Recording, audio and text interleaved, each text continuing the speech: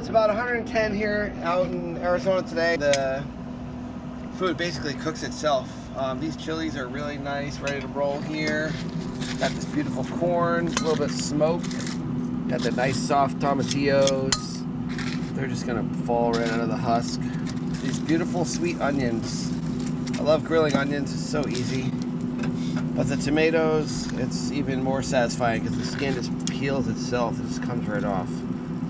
Very little work in this salsa. Just gonna remove all these and blend them up into a great southwestern summer salsa.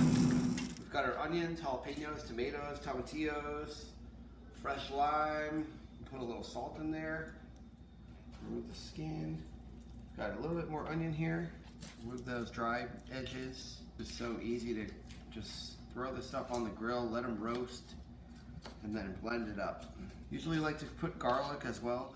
These onions cook for about, let's say, 20 minutes on the grill. It has about 2 or 3 cups, which is fine.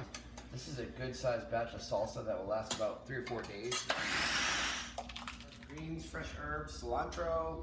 I happen to have a little basil right now. Throw a little cilantro in there and see how it tastes. Take out any of the large stems. You can put olive oil in there if you want to. It's super fresh. People notice the freshness. I mean, you can't really compare this to a store.